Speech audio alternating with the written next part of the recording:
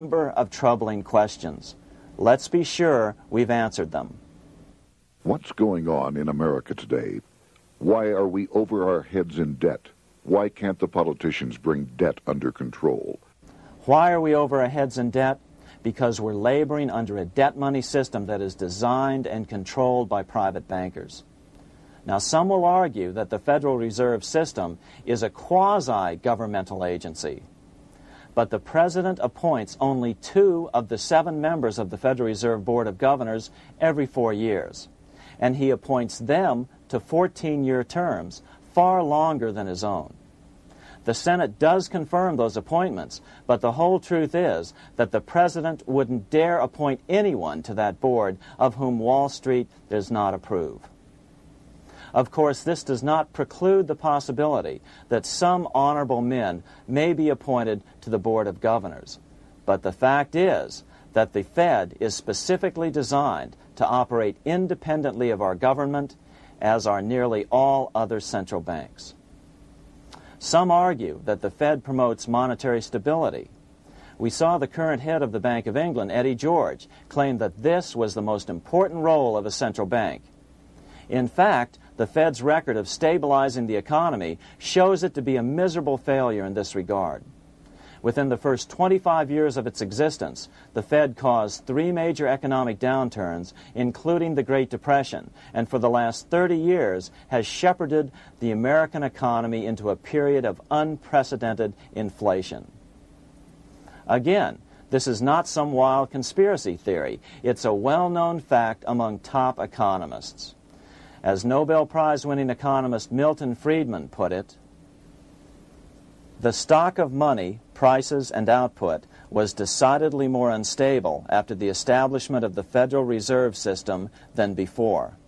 The most dramatic period of instability in output was, of course, the period between the 2 wars, which includes the severe monetary contractions of 1920-21, 1929-33, and 1937-38.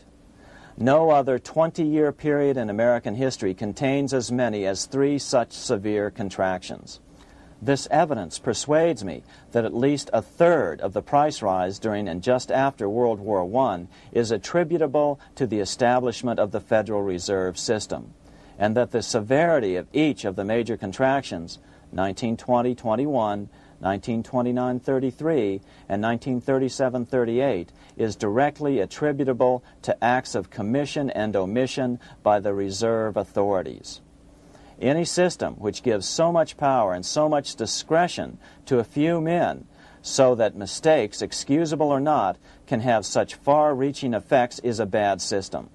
It is a bad system to believers in freedom just because it gives a few men such power without any effective check by the body politic.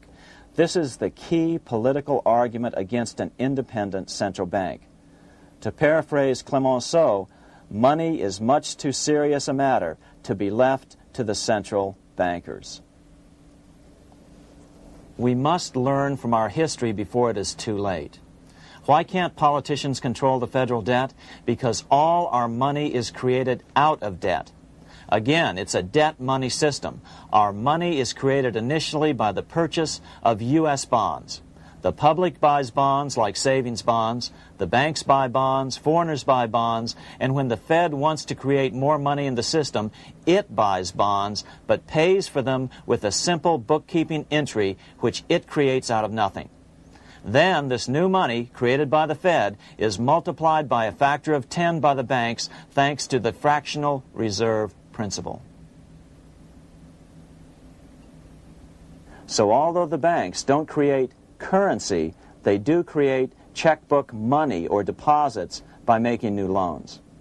They even invest some of this created money. In fact, over $1 trillion of this privately created money has been used to purchase U.S. bonds on the open market, which provides the banks with roughly $50 billion in interest, risk-free, each year, less the interest they pay to some depositors. In this way, through fractional reserve lending, banks create over 90% of the money and therefore cause over 90% of our inflation. What can we do about all this? Fortunately, there's a way to fix the problem fairly easily, speedily, and without any serious financial problems. We can get our country totally out of debt in 1 to 2 years by simply paying off these U.S. bonds with debt-free U.S. notes, just like Lincoln issued. Of course, that by itself would create tremendous inflation, since our currency is presently multiplied by the fractional reserve banking system. But here's the ingenious solution, advanced in part by Milton Friedman, to keep the money supply stable and avoid inflation and deflation while the debt is retired.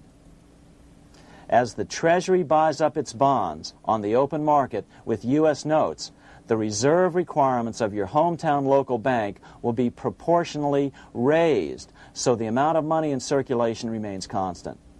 As those holding bonds are paid off in U.S. notes, they will deposit this money, thus making available the currency then needed by the banks to increase their reserves. Once all the U.S. bonds are replaced with U.S. notes, banks will be at 100% reserve banking instead of the fractional reserve system currently in use. From this point on, the former Fed buildings will only be needed as a central clearinghouse for checks and as vaults for U.S. notes. The Federal Reserve Act will no longer be necessary and could be repealed. Monetary power can be transferred back to the Treasury Department. There would be no further creation or contraction of money by banks.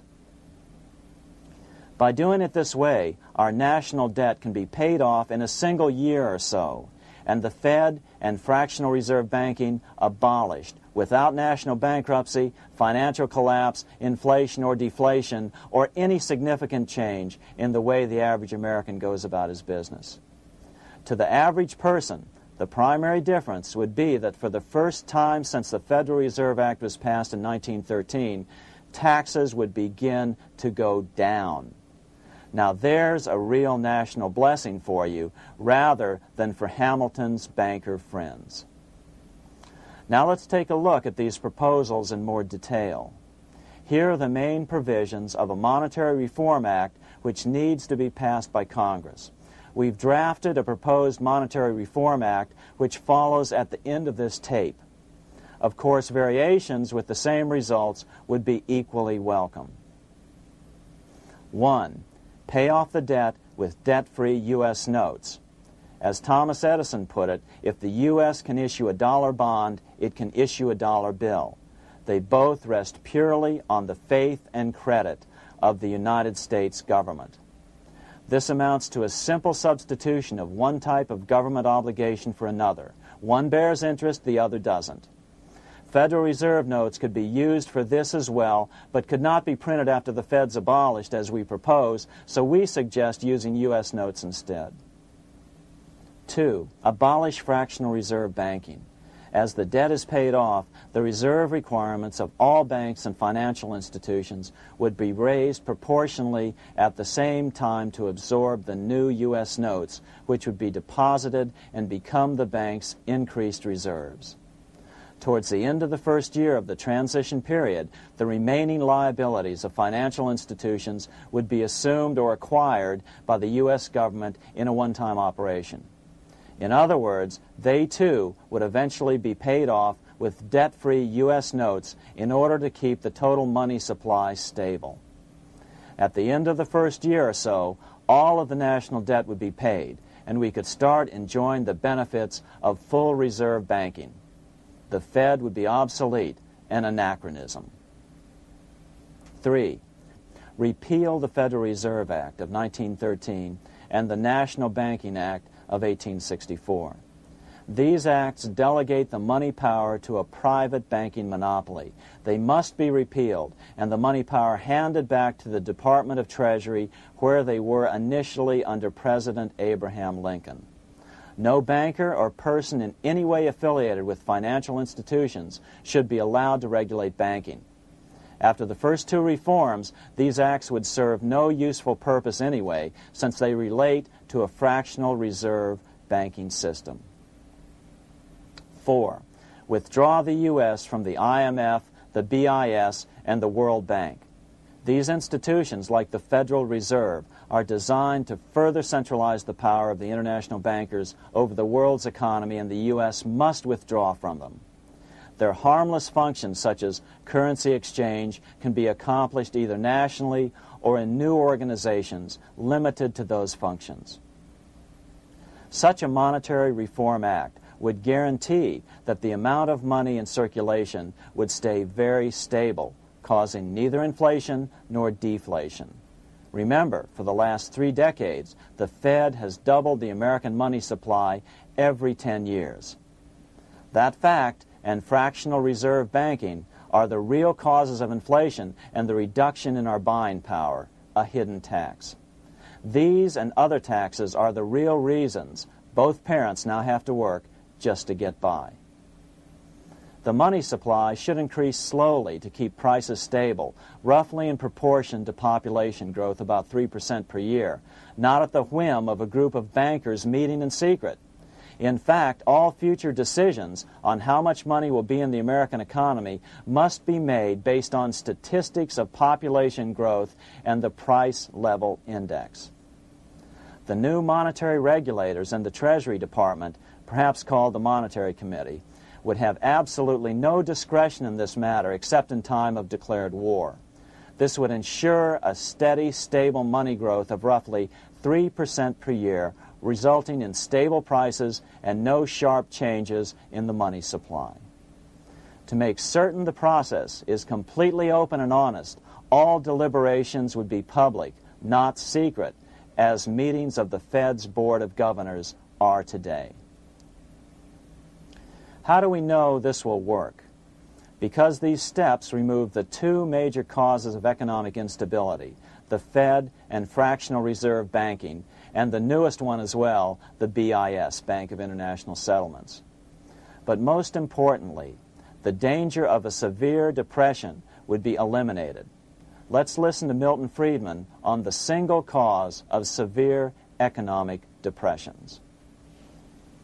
I know of no severe depression in any country or any time that was not accompanied by a sharp decline in the stock of money, and equally of no sharp decline in the stock of money that was not accompanied by a severe depression. Issuing our own currency is not a radical solution. It's been advocated by Presidents Jefferson, Madison, Jackson, Van Buren, and Lincoln.